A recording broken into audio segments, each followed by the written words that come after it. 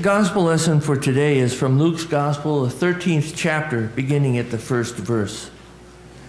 At that very time, there were some present who told Jesus about the Galileans whose blood Pilate had mingled with their sacrifices. He asked them, "Do you think that because these Galileans suffered in this terrible way, that they were worse sinners than all other Galileans?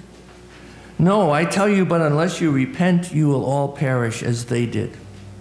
Or those 18 who were killed when the Tower of Siloam fell on them. Do you think that they were worse offenders than all others living in Jerusalem? No, I tell you, but unless you repent, you will all perish as they did." And then he told this parable. A man had a fig tree planted in his vineyard and came looking for fruit on it and found none. So he said to the gardener, "See here, for 3 years I have come looking for fruit on this fig tree, and still I find none. Cut it down. Why should it be wasting the soil?" He replied, "Sir, let it alone for 1 more year, until I dig around it and put manure on it. And if it bears fruit next year, well and good. But if not, you can cut it down." Here ends the gospel. This is a quote from the book, A Tree Full of Angels. "I've never been very good at feasting on the daily newspaper. It turns bitter in my mouth. And yet, this is my world. This phase of suffering I must embrace as part of my responsibility. Part of the feast is becoming aware of the world that is mine. Part of the feast is owning this broken world as my own brokenness. I clasp the newspaper to my heart and ask once again in the stillness of night, what are we doing to the image of God in one another?" I was struck by this quote for many reasons. You know, a lot of times you'll hear Proverbs quoted or old sayings, but it's quite often Proverbs. One of the Proverbs you've heard is, "Spare the rod and spoil the child," you know. Some people have used that to justify whipping a child that's been nasty or bad, done something untruthful or whatever. But you know, the trouble with folks is that they don't do enough homework about a lot of these kinds of things that we hear. And this quote from the book reminded me when the writer asked the question, what are we doing to the image of God? Especially in the Old Testament, the first consideration was to honor the image of God. And where is the image of God also found, we're told? In you and me. And so anything that you do to another human being, you're doing to the image of God. So when you read the Talmud about spare the rod and spoil the child, do you know what you can strike a child with? Because it does allow you for striking a child. A shoelace. Yes, you can discipline a child with a shoelace. Bad child. Iris and Sylvia would really be reprimanded by that, wouldn't they? In other words, you don't hit a child. You don't beat a child. And that eye for an eye, you know, the death, if someone does something terrible, they should be put to death. But when you read the Talmud about those sayings, it says, of course, you can't kill the image of God. So if that other person has the image of God, you can't really kill them. Their soul may be dead. And the truth is, there are some evil people whose souls are really dead. And it's a terrible sight for us to see. But to take another human being's life is to destroy the image of God.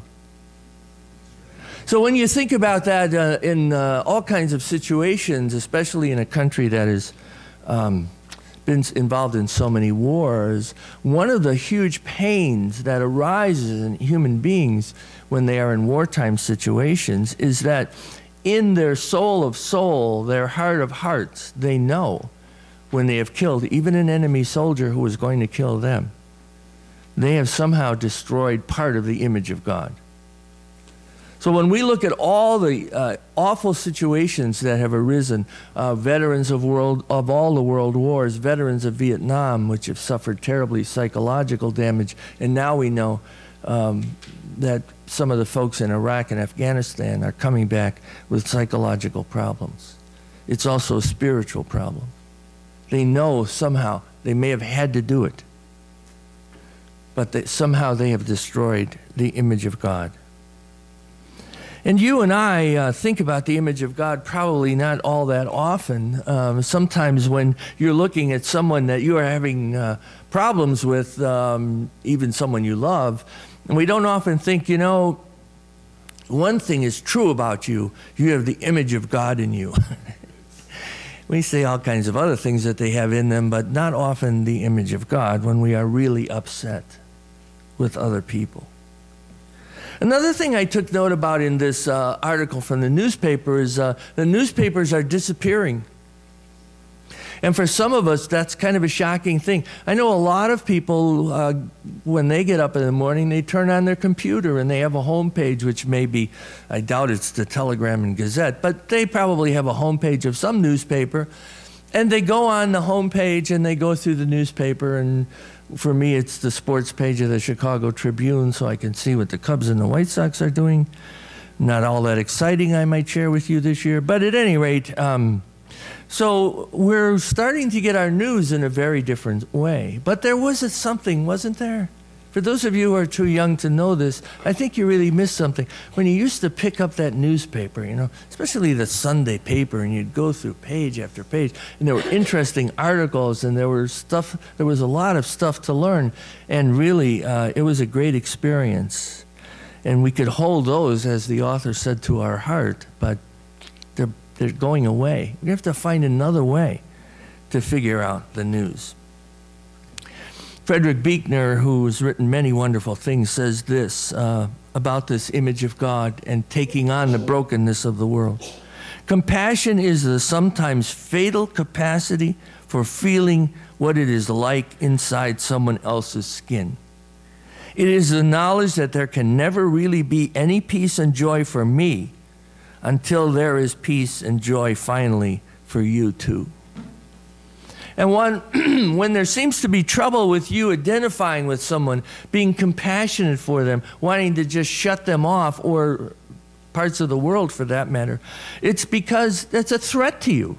It's a threat to me. Yeah, he calls it a sometimes fatal capacity because people get completely worn out. When I was teaching at the school for all those years, I don't know how many staff people we went through. Because dealing with these kids who had been so badly abused and were acting out all the time and had so many problems would just wear you down.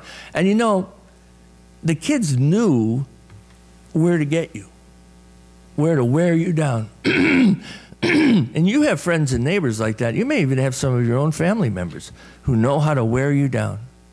And you say, how come so-and-so can deal with this guy, or this person over here has no trouble, but for me, oh, they have trouble too. But the point of the button, I should say, is different for them.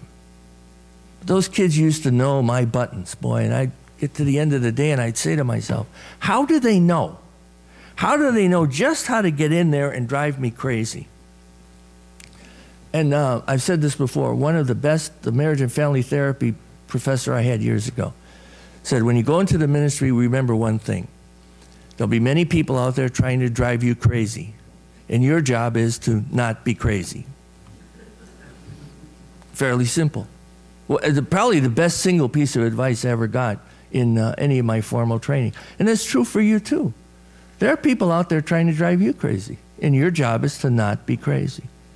You know the world is crazy. You can see what's going on around you. And so when we realize how difficult it is to continue our compassion, we shouldn't feel guilty about that, because that is one of the toughest things there is to do.